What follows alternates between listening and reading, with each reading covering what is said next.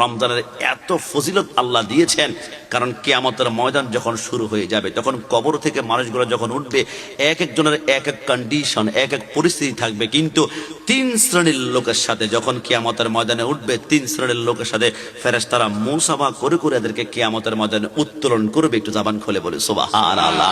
এক নম্বর হচ্ছে 9 জিলহজ, মানে আরাফার দিন, যেদিন আরাফার ময়দানে সমস্ত হাজিরা লাব্বাইক আল্লাহুম্মা লাব্বাইক বলে সেইখানে গিয়ে কান্না করে রব্বানা যালামনা আনফুসানা। ওই আরাফার দিন 9 জিলহজ যে ব্যক্তি রোজা রাখবে, কিয়ামতের ময়দানে ফেরেশতারা তার সাথে মুসাফা করে করে কিয়ামতের ময়দানে উত্তোলন করবে। একটু জবান খুলে বলে সুবহানাল্লাহ।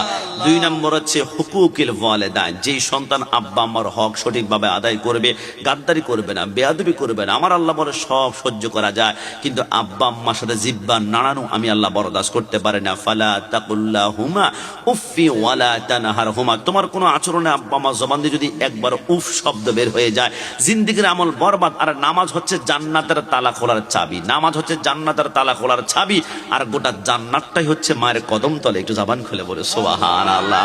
আর 3 নম্বরে যেই ব্যক্তির সাথে ফেরেশতারা মুসাফা করে কিয়ামতের ময়দানে উত্তোলন করবে, মান সামা রমাদানা ঈমানান ওয়া ইহতিসাবান গুফিরা লাহু মা তাকাদ্দামা মিন যামবিহি ওয়া মা তাআখারা।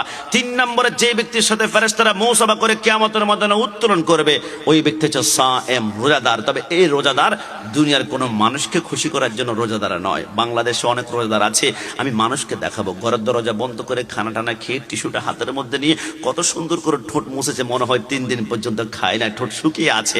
কিন্তু আল্লাহকে রাজি করতে হলে রোজা কত কঠিন ব্যাপার হবে। আপনি পুকুরের 7 হাত নিচে যদি ডুব দিয়ে পানি খান, সেইখানেও আমার আল্লাহ দেখতে পায়।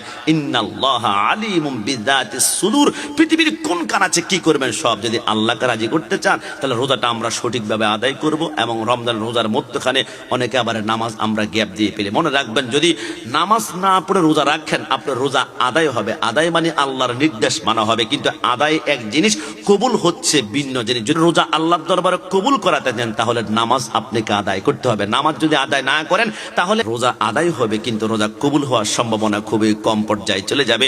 এই জন্য রব্বুল আলামিনের কাছে প্রার্থনা, আল্লাহ আমরা রমজানের প্রত্যেকটা রোজা তোমাকে রাজি খুশি করে কিয়ামতের ময়দানে ফেরেশতাদের হাতের মাধ্যমে মুসাফা করে করে কিয়ামতের ময়দানে উত্তোলিত হতে পারি। আল্লাহ কবুল করুক। সবাই জবান খুলে বলি আমিন।